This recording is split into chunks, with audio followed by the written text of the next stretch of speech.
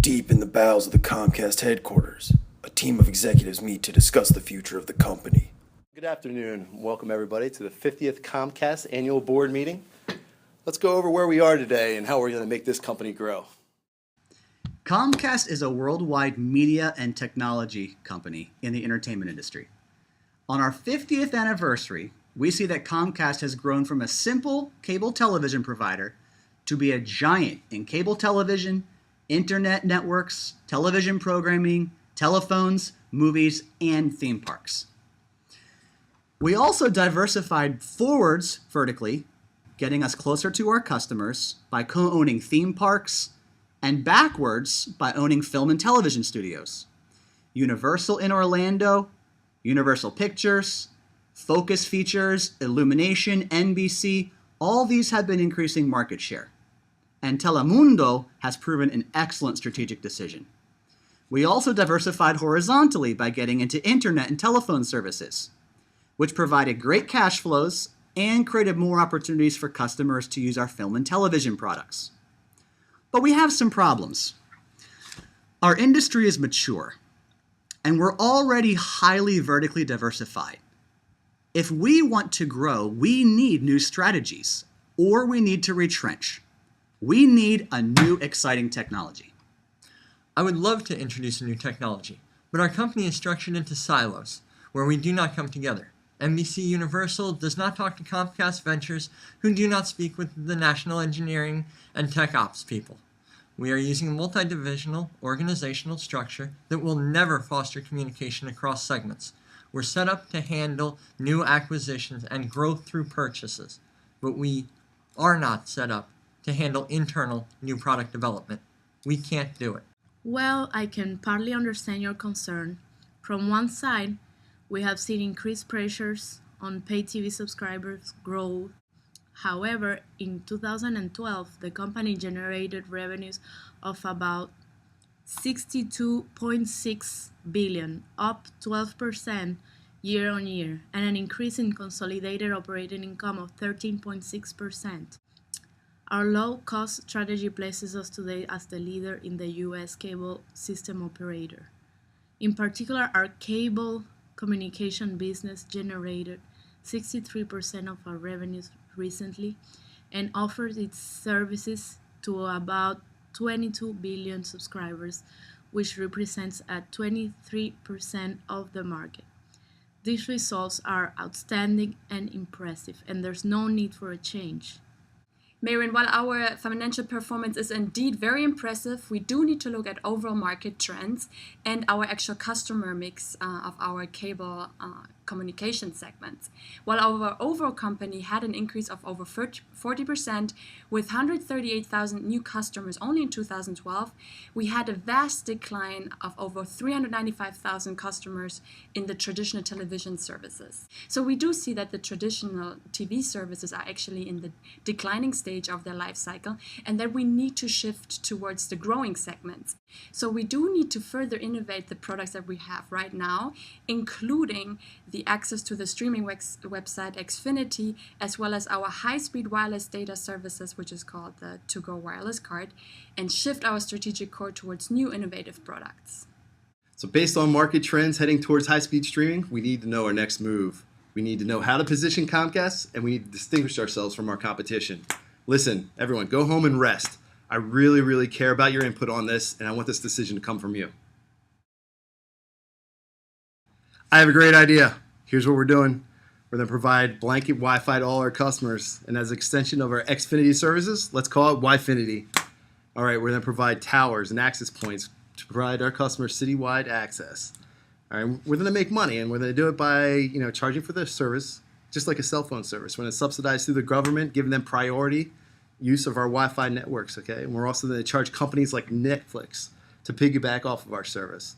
We're going to charge consulting firms and salesmen that need instant information off of Wi-Fi.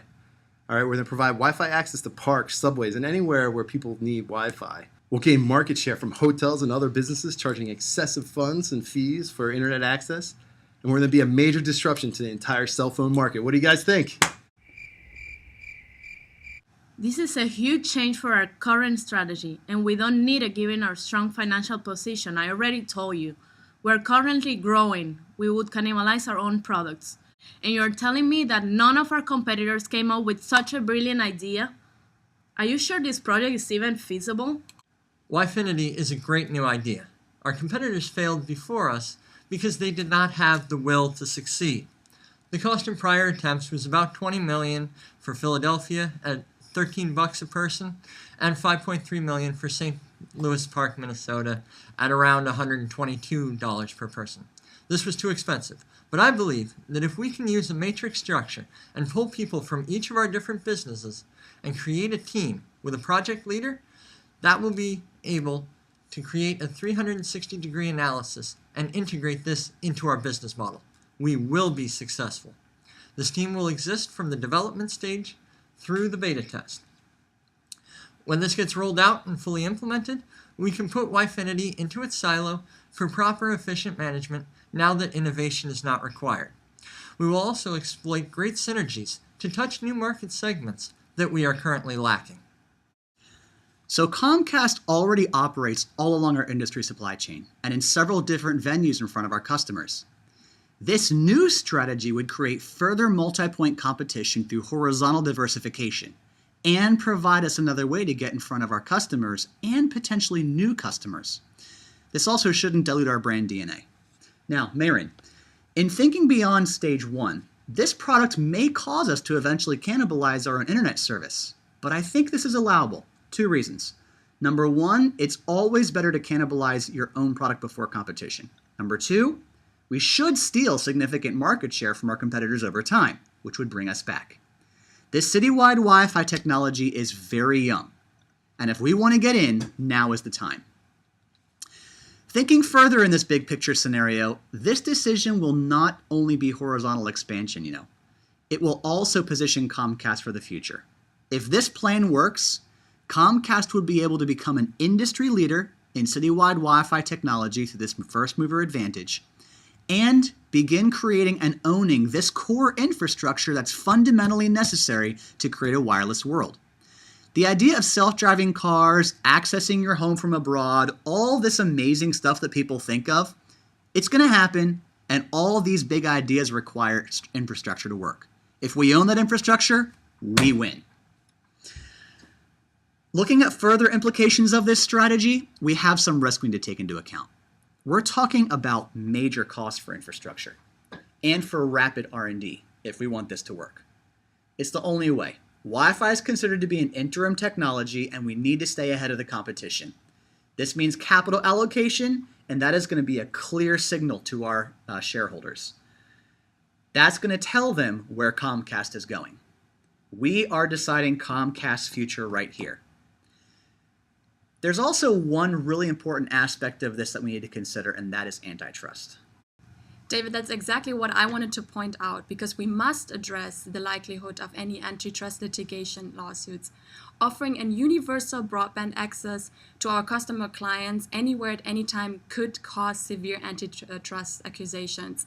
Competitors could claim that our position in the market is too strong and that we actually have a monopolistic position, and that it could prohibit any reasonable ability for our competition to actually compete in the markets. Yet, we could actually argue that providing the infrastructure of mesh networks for high-speed internet could actually provide incentives, particularly for any municipalities, while we could actually even provide for our company to grow and increase our margins.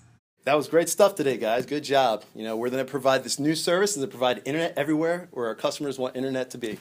We're going to provide it better and faster than all of our competitors. We're changing the game. It's going to be great. We're going to be industry leaders in a brand new industry that we're setting up right here for ourselves. So good job. Let's go. Here's the WiFinity, guys. Good job. WiFinity.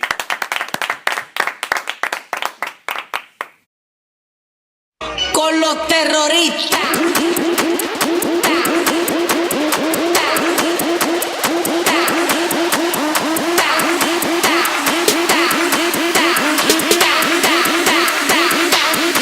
The Harlem Shake.